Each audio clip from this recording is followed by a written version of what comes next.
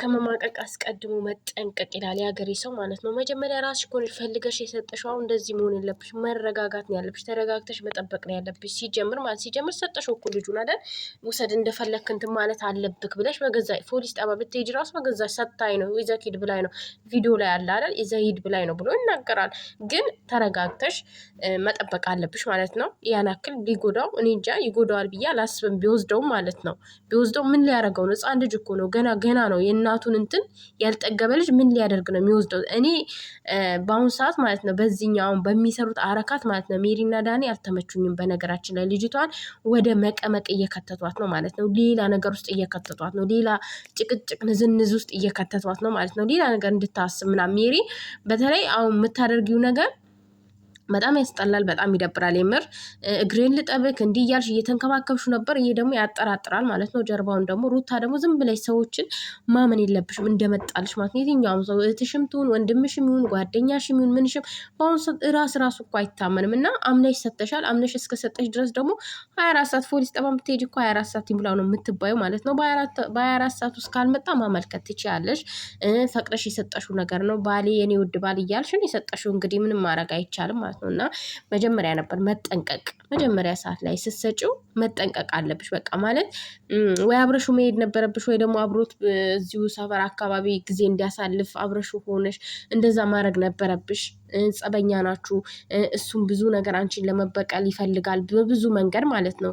ቢያገኝሽ በብዙ መንገድ መበቀል ይፈልጋል ማለት ነው።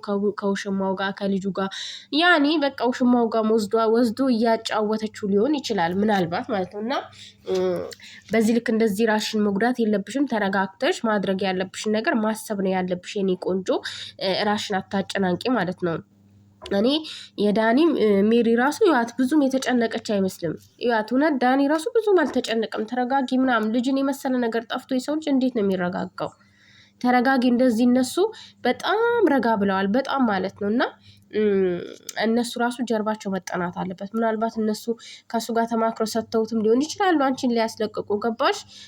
ለአንቺ ሁሉም ሰው ለአንቺ አዲስ ህይወት ምናምን እያለ ስለሚያመጣልሽ እንደዛም ሊያደርጉ ፈልገው ሊሆን ይችላል። ገባሽ? ከአብርሽ እንድትላቀቁ ልጁ ምናልባት ከማላችሁም ለማስወጣት የሄዱበት መንገድም ሊሆን ይችላል።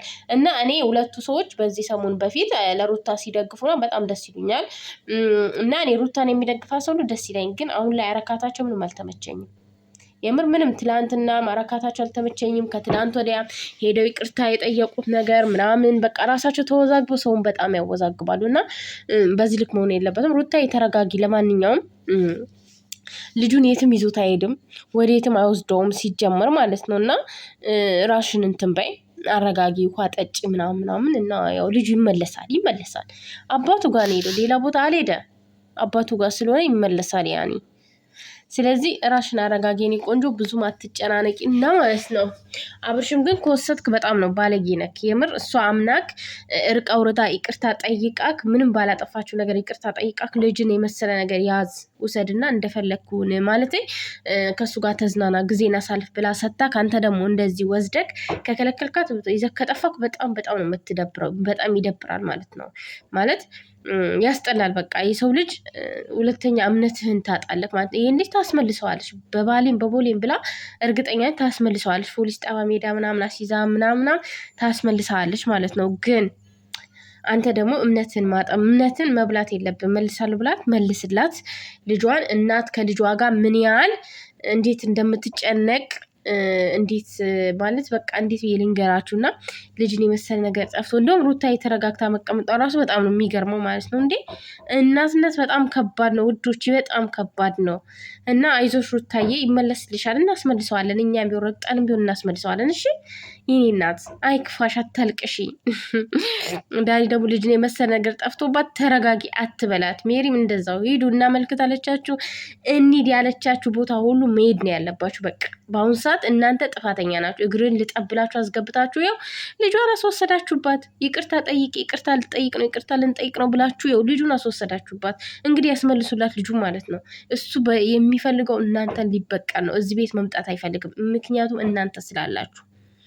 እናንተን ስለማይፈልግ እናንተ ስላላችሁ እዚህ ቤት መምጣት አይፈልግም። ያኔ ምን ማለት ነው? እናንተ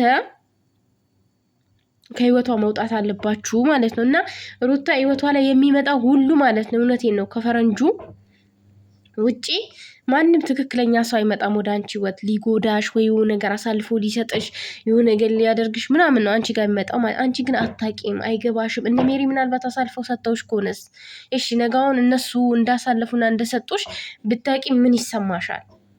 ምን አይነት ስሜት ይሰማሻል? ደስተኛ ትሆኛለሽ? ይቅርታያቸዋለሽ? አብረሻቸው ትቀጥያለሽ? አምነሻቸው ትኖሪያለሽ? በጣም ግራም ያጋባል። እኛ ሰው በጣም አትመኝ፣ በጣም ማመን የለብሽም የሰውን ልጅ ማለት ነው። የሰው ልጅ በአሁኑ ሰዓት ይሸጥሻል።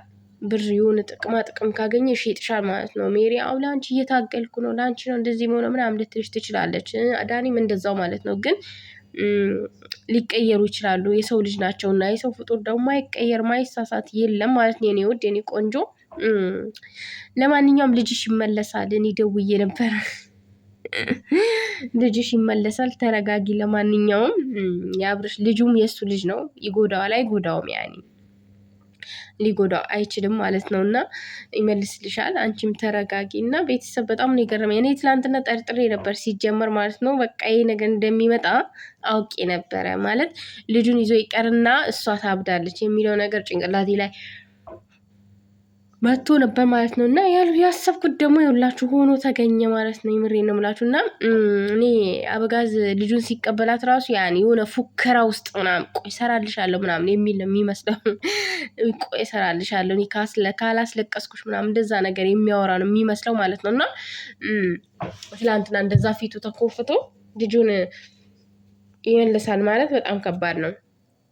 በጣም ይከብዳል። ይመልስልኛል ልጄን ውሰድ በአንዳንዴ እኮ ነው ይቅርታ ጠይቀችው። ከዛ በኋላ በቃ አዝማሚያውንም አላየችም። እንካ ልጅህን ውሰድና እንደፈለግክ አድርገው፣ እንደፈለግ ከሱ ጋር ጊዜ አሳልፍ። ሩታ ራሱ ማለት ነው የሆነ ነገር የተደረገባት አይመስላችሁም? እውነቴን ነው። እንዲህ የሚያፈዝ ነገር በቃ ማለት የሆነ አሁን አዲስ አበባ ሌቦች እንደሚያደርጉት ማለት ነው። እና እንደዛ አይመስላችሁ ውዶቼ? የሆነ ነገር ማስነክቷታል፣ የሆነ ነገር ነክቷታል ልጅቷ። በጤናዋ አይመስለኝም ጭራሽ ልጅን የመሰለ ነገር እንካ ብሎ ለጠላት መስጠት ማለት ነው። በጣም ከባድ ነው። በጣም ውዴ፣ በጣም ይከብዳል ውዴ። ይማር እንዲህ ይከብዳል። እውነት በጣም ከባድ ነው። እና ለማንኛውም አይዞሽ፣ ልጅሽ ይመለሳል። እኛም ቢሆን ረግጠንም ቢሆን እናስመልስልሻለን። እሺ፣ እየዘቀዘቅንም ቢሆን አብርሽ እንዲመልስ እናደርገዋለን ማለት ነው። እንግዲህ ያው አብርሽ በሰው ነው የሚመራው። በነገራችን ላይ ሰው ባለው ነው የሚመራው። እና